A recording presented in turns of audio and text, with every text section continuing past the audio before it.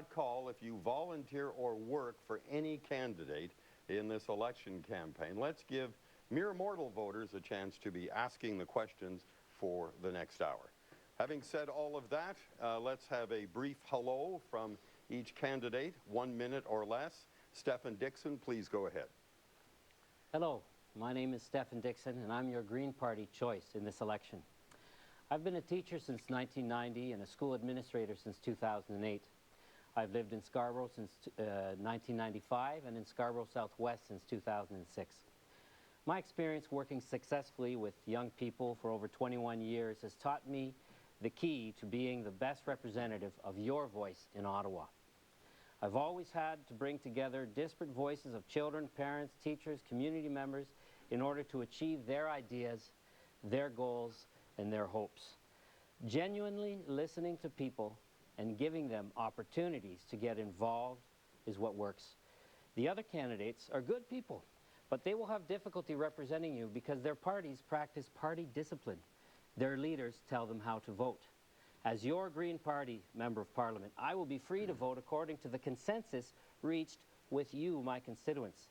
Please go to the Green Party website, www.greenparty.ca, and read Vision Green. Thank you very much. And the next candidate, Dan Harris from the New Democratic Party. Thank you, Dale. Good evening. I'm Dan Harris, your NDP candidate here in Scarborough Southwest. My family has lived in this area for over 80 years. And I was your NDP candidate in the 2000, 2004, and 2006 federal elections, more than doubling the NDP's vote in this riding. I'm running again because many of the issues I ran on first a decade ago are the same issues we're dealing with today, only 10 years later. A growing gap between rich and poor, a deteriorating healthcare system, rising CO2 emissions, increasing tuitions, and a government more interested in corporate tax cuts than in helping people who need it. In this election, the NDP is saying that rather than rely on more corporate tax cuts, we can redirect those cuts to help lower the taxes on small businesses and implement a job creation tax credit. Let's reward businesses that are creating jobs here at home in Canada rather than abroad. We're also saying it's time to fix our healthcare system, provide opportunities to young Canadians, and ensure no seniors live out their remaining years in poverty by increasing the Canada Pension Plan and the Guaranteed Income Supplement. Thank you very much. And the next candidate, Gavin Paranchothi from the Conservative Party. Thank you, Dale. I'm Gavin Paranchothi, the Conservative candidate for Scarborough Southwest. This is my first time running for federal office. I was born in Sri Lanka, brought up in India, and I matured to be a good human being here in Canada. I believe in strong conservative values. I was brought up in a conservative family. I believe in social and fiscal conservative values. I'm very proud to be a member of the Stephen Harper team that is leading this country in the right path through this economic recession and through all of the other problems that we might be facing if we don't fix the economic problem now. I'm in it for the right reasons, and I hope to represent all of the residents of Scarborough Southwest as a true voice, as a moderate voice, and a strong voice in the House of Commons. Thank you. All right, thank you, all three of you. Just a note, once again, Michelle Simpson, the Liberal Party candidate, declined to be with us this evening. If you have a question for the candidates, give us a call at 416-446-7090. And all the politicians I've talked to over many years, they all tell me that among the reasons they have for running, they're in it to make a difference. So let me go down the line here and find out how each candidate is going to make a difference. Stephen Dixon, you first. I'm going to make a difference by genuinely being able to represent the people of Scarborough Southwest. As someone who's worked with people all my life, I've always had to find what people's needs are and how people can work together, bringing people together. And I will be able to use those skills to be able to know what the people of Scarborough Southwest want, bring that to Ottawa, and as the Green Party Member of Parliament, I will be free to vote for issues without having to worry about party discipline, without having to be told how I should vote. Okay, all right. Dan Harris, how are you going to make a difference? Well, as I said, this is my fourth time running in the area, and my family has lived in Scarborough since it was farms.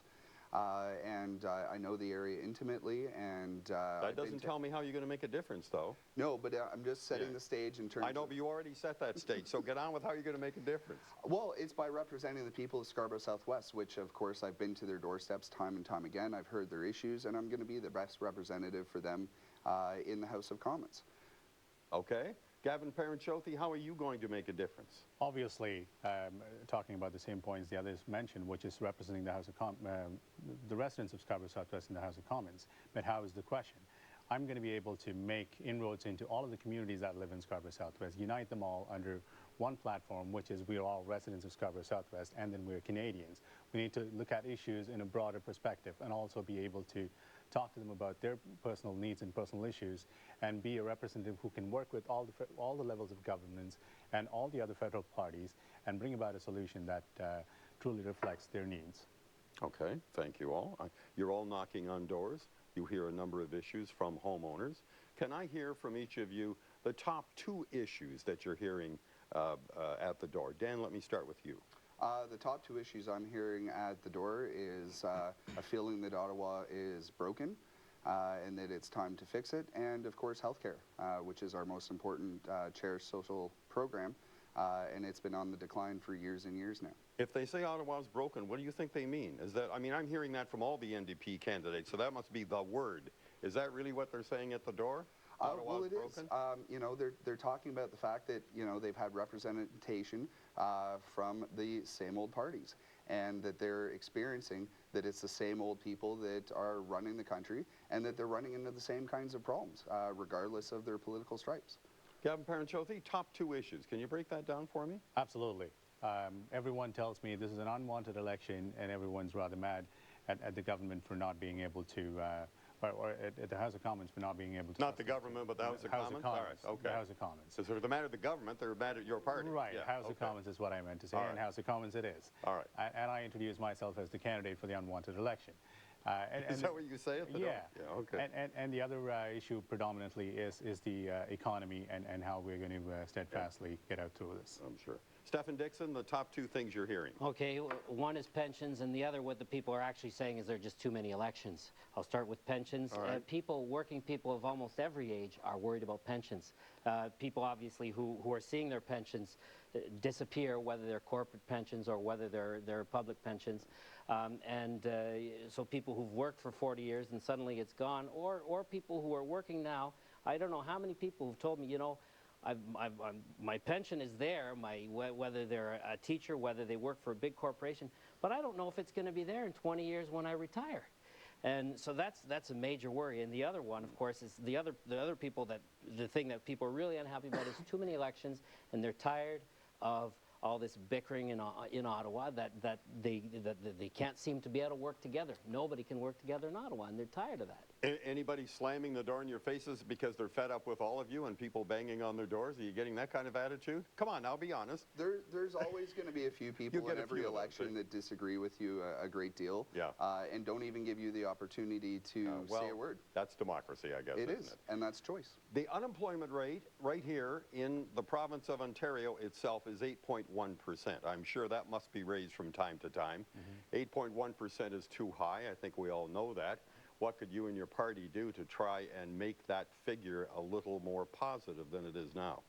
Absolutely. Keep the taxes low, keep corporate taxes low so that the corporations can employ more people, and you know, help the economy grow better so that we have more employment opportunities created. And on top of it, Canada's Economic Action Plan has stimulated a lot of jobs, and the next phase of But that's in the past, isn't it? And the next phase also is designed to stimulate more jobs, especially here in Ontario.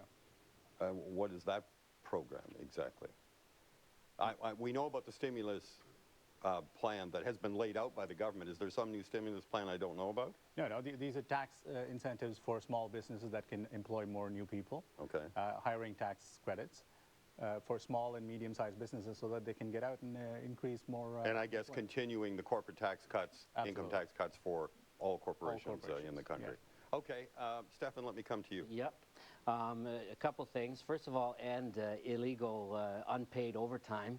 that would create a lot of jobs for people because too many people are working overtime and not getting paid for it.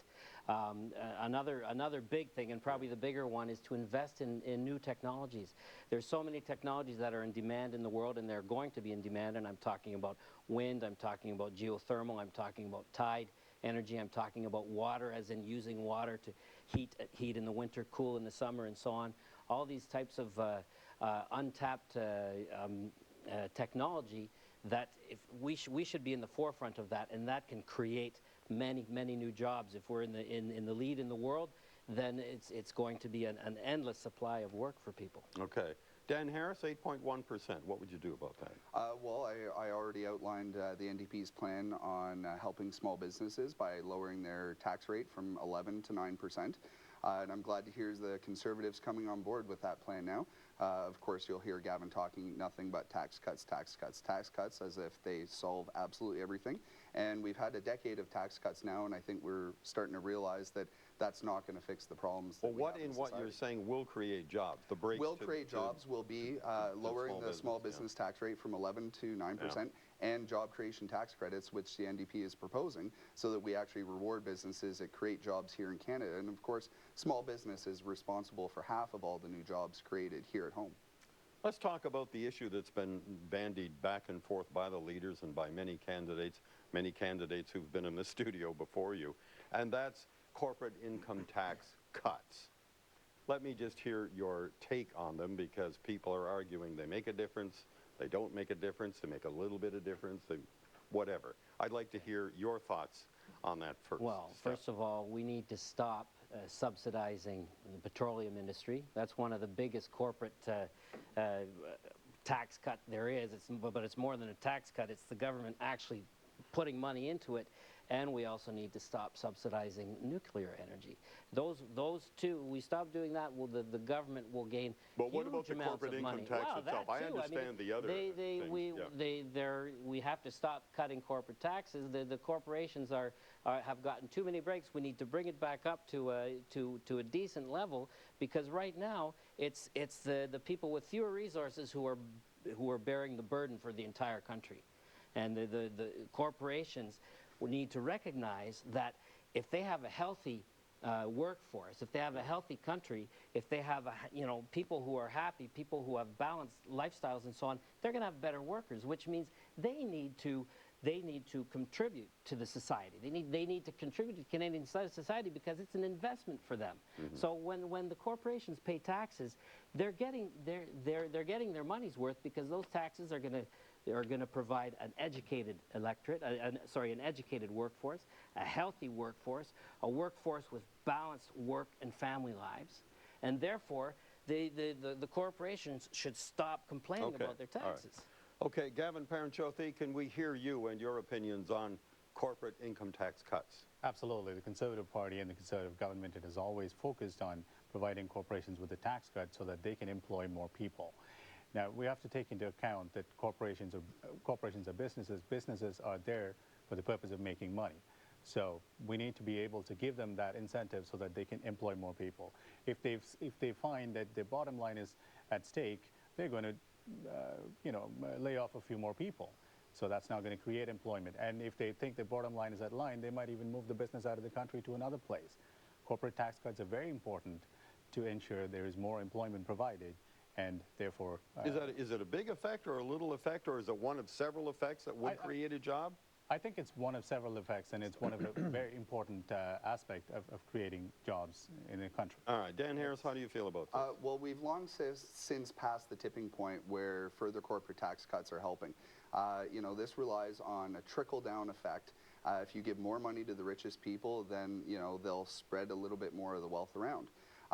And we've long since passed the tipping point. Our rates are below those of the U.S., and their rates are not going down anytime soon if you look at the financial crisis they're in. And we're saying it's time to redirect those cuts. We're going to roll back the corporate tax cuts to the 2008 levels, still keeps us well below U.S. levels. And then from there, we're going to redirect it into actual investment in employment in Canada. The corporate tax cuts, all they're doing is allowing the companies to continue making more money off the exact same operation. It's not an incentive to expand, it's an incentive for them to stay exactly the way they are. All right, let's go to the